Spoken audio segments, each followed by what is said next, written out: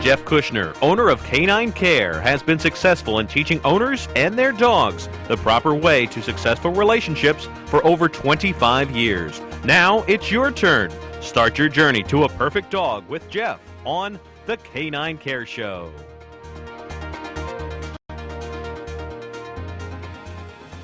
Thanks, and welcome to the premiere episode of the Canine Care Show. This may be the start of your relationship with me, but my relationship with dogs has stretched a long way back. I've been researching and solving dog and owner-related issues for over 25 years, starting in California and moving after that to New Jersey, and now back to my home state of Pennsylvania. Most of my clients tell me that I bring an aura or that I have psychic ability to have dogs behave within a few minutes of meeting me. I have no such powers. It's the result of very hard work, of understanding the species, as well as understanding the other side of the issue, you, the owners. We as humans come well prepared for communicating with humans, but not with other species. When we invite a dog into our home, immediately we're presented with not only a language barrier, but a species barrier. This one fact leads to many of the problems with our pets that we face daily. We are so used to acting and communicating like people that we drop the ball in trying to communicate like dogs. When dogs don't understand things, they can't ask questions through words, so they test and then try to make sense of the results. This testing is seen by most people as bad behavior, and trying to rectify it usually makes matters worse. We're going to explore these differences as well as the similarities to deaths that I don't think anyone has discussed before. And that's not the only thing we're going to cover. There's going to be lots more. From time to time, we'll have interesting guests from varied areas of the dog world, including veterinarians, kennel owners, and former and current clients of mine. Also, we're going to get involved in other subjects that should be of interest to you, that will go beyond the subject of dogs, which I hope you will find interesting. More on that later. You're going to hear and see facts about dogs and training that you never thought about before. Perhaps what I say will even be the opposite of what you believe. This is good. Why? Because we, as a people, are too used to believing what we see on TV, the movies, and in everyday life, with dogs acting and behaving like people and not dogs. And we treat dogs like people in so many cases that we get into trouble with it. The truth is that the dogs are extremely happy being dogs. They know nothing else. They think like dogs, they act like dogs, but in most cases, we don't. We try to communicate with them in human terms, with human language, and in many cases with a lot of miscommunication. In order to truly understand how to have a better relationship with them, you're just going to have to learn to think and communicate like them. As we go on, time and again, you'll be challenged to leave the preoccupation of being human and start to see the world from our canine friends' eyes. Then, you'll start to understand why we have so many issues with our dogs and how to resolve them. So, sit back, get your thinking caps on. Together, we're going to better our relationships with our dogs. We'll be right back after these messages.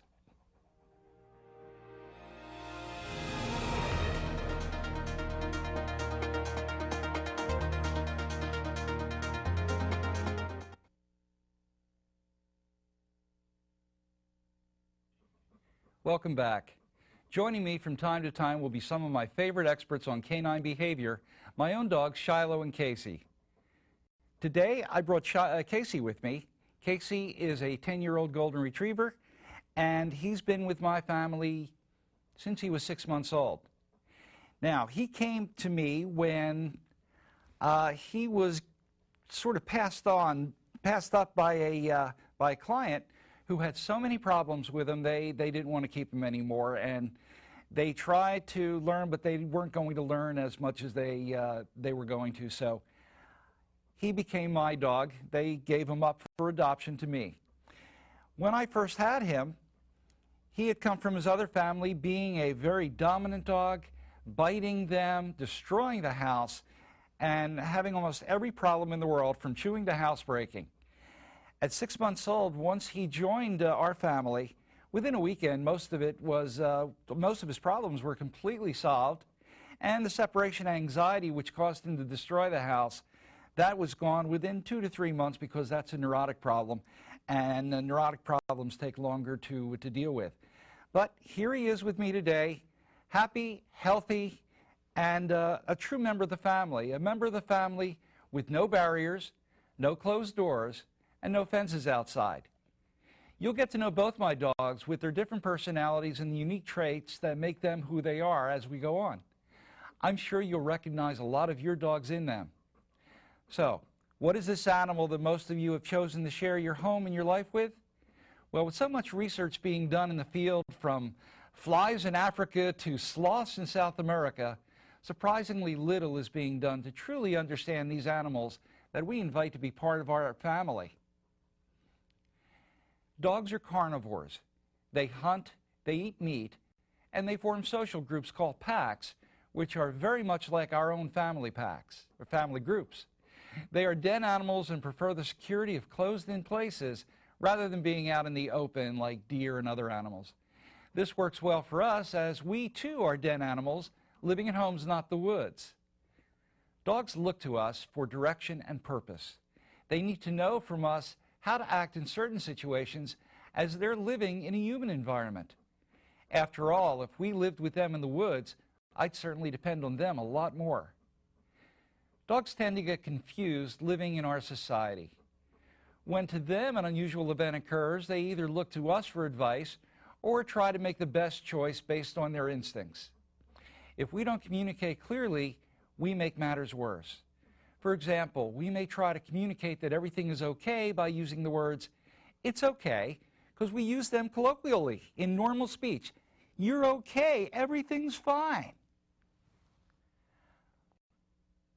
By using this term when they are misbehaving, tells them very clearly that they are justified in their feelings and actions. This cross-communication is very common, and in time I'll hit on most of the examples that all of you experience. A dog's relationship hierarchy is different than ours. Where we can coexist with others on the same level, dogs need to be on individual steps all by themselves. This is the major reason that leadership is such a big issue. Applied improperly, it's the base cause of so many dog problems. Since dogs care much more about leadership than us humans, we get into trouble with them. Like us, dogs need to know what's right and wrong. To be successful dog owners, you need to learn how to make dogs sensitive to both praise and correction. You may be surprised to learn that most dog owners need help in both of these areas. After all, if we were great at this, we would only need to say no once or twice for a certain bad behavior, and it would stop occurring.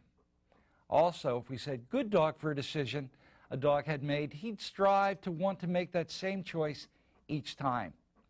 So you can see we have some work ahead of us. Now, this is just scratching the bare surface of what we're going to explore. Hang in there for the ride. It's going to be fun, exciting, and well worth your time. We'll be right back.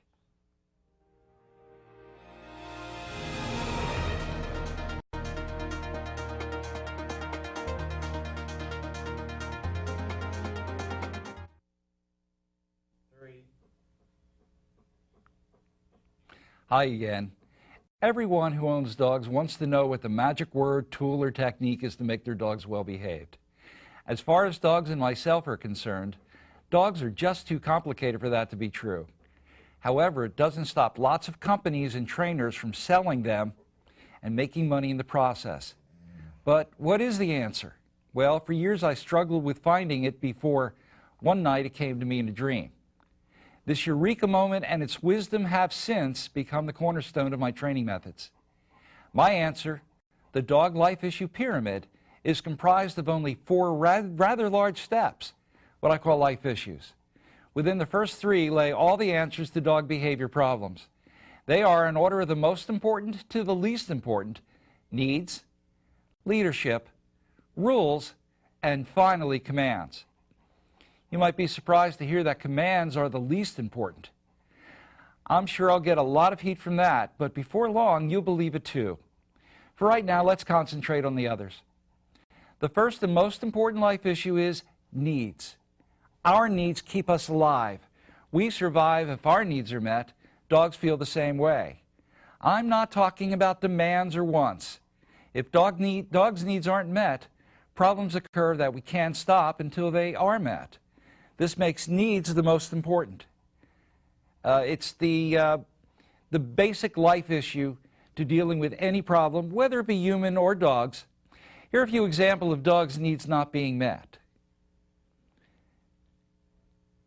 A dog who is frightened may jump into a closet. A dog who is extremely thirsty may learn to drink from a toilet. If a dog feels insecure and anxious when we leave him alone, he may destroy something in our home. I've seen anxious dogs destroy basements, homes, and cars. These are not pretty sights, both for the damage and cost, but even more for the sad mental state of the dogs that did it and the owners who, if they knew better, could have avoided it all. If we meet all our dogs' needs, we stand a good chance of not having serious behavior problems. You can start working on meeting your dog's security needs right now by following these simple rules. Keep your hellos and goodbyes very low-keyed. Never correct your dog on entering, no matter what has occurred in your absence. The second and most misunderstood life issue is leadership, or dominance. This is the real stumbling block of most dog-owner relationships today. When we invite dogs into our home, we're not just coexisting, we're family. And in a dog's family, all members, through testing these relationships, exist by themselves on individual levels, either below or above any other family member. This keeps the pack organized, limits fights, and through coordination keeps the pack alive. To a dog, this is primary to survival. Excuse me. When we just want to adore our pets, their view of a normal family model is thrown into chaos, leading to most of the problems that dog owners share. To have a well-behaved dog is to be the leader of that dog. But this is in the eyes of the dog, not ours. Your responsibility is to convince your dogs on their own terms that you have earned the right to be their leader. Here's a way to start right now earning the title of leader. Never feed your dogs anything from the table. If you must feed your dogs scraps, make sure you put them in the bowls. Don't hand it to them. The third and most confused life issue is rules. When thinking about all the bad things that dogs can do, it doesn't matter if their needs are met, and you are the leader if they don't understand or are confused about what the rules are. We need to be sure that we are communicating clearly from our dog's points of view if we are to have the perfect dogs. Most people confuse commands with rules, but they really have no similarities from your dog's points of view. Rules teach dogs how to make conscious choices in knowing both what's wrong and what's right. If dogs are following rules, you need not say anything. They follow them autonomously, whether you were there or not. Start working on rules right now by not confusing your dogs by giving them anything of yours to play with, no matter how old or disheveled they are. This includes shoes, sneakers, and socks. And finally, commands. If you watch TV, dog shows, have a dog, go to a vet, read books on dogs, or have your dog trained, you must think that dogs in their natural environment give each other commands all the time. Nope, they don't. They hardly communicate any commands besides maybe recall.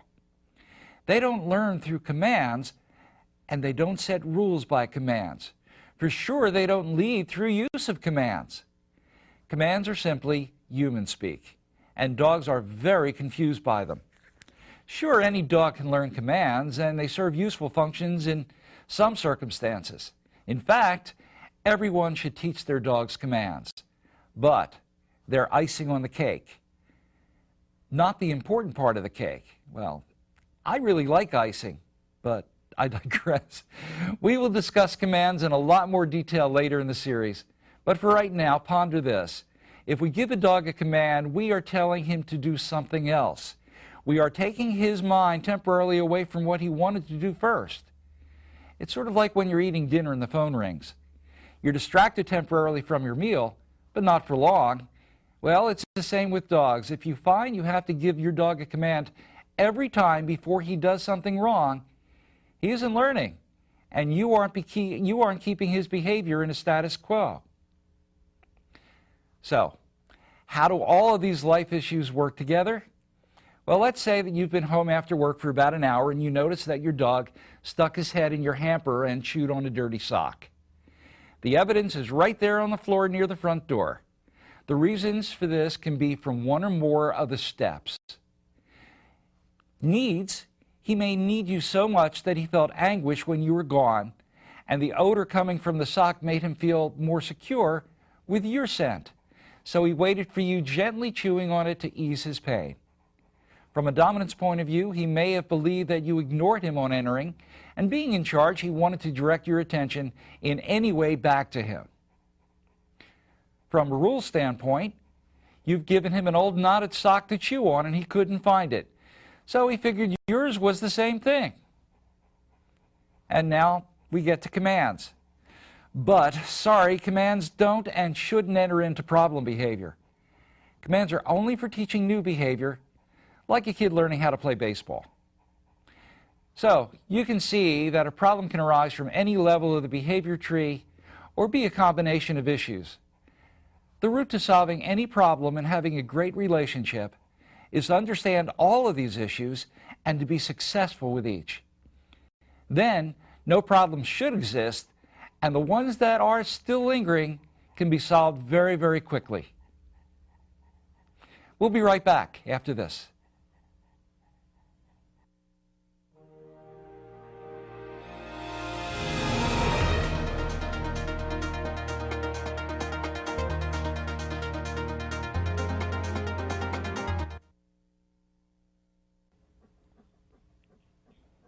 Welcome back to the Canine Care Show. This is the Myths and Facts segment, where we'll investigate what most people think about dogs and what the truth actually is. Today, the topic is water and housebreaking. If your dog has a housebreaking problem, most people will say limit the amount a dog drinks. This is a myth. In truth, we promote housebreaking problems when we think of a dog's water intake like a machine rather than an animal with needs. The machine theory is that the less that goes in, the less that comes out. But dogs need water more than anything else except air. Well, so do we. You'll understand this once you remember a time when you were extremely thirsty and you got your hands on a gallon bottle of water or a water fountain. You didn't take just one glass, did you? You went on for minutes, gulping. When ours and dogs' needs aren't met, we tend to overcompensate for their loss, drinking and eating much more than we should.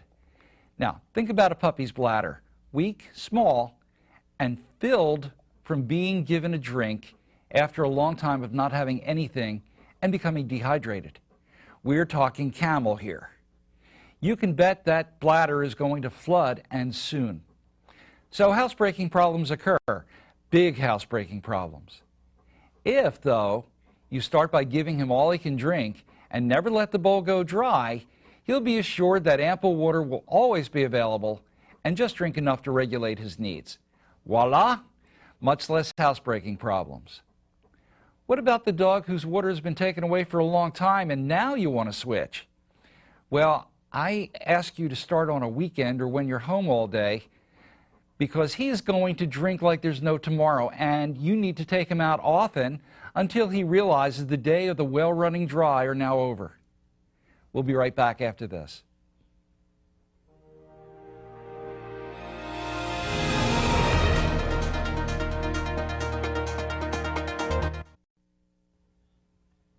Well, that's all the time we have for the show today. Thanks for watching. Visit the Canine Care website at www.caninecare.com. I'll be back next week for more canine care. Until then, keep your dogs' tails wagging and their tongues licking. Bye-bye.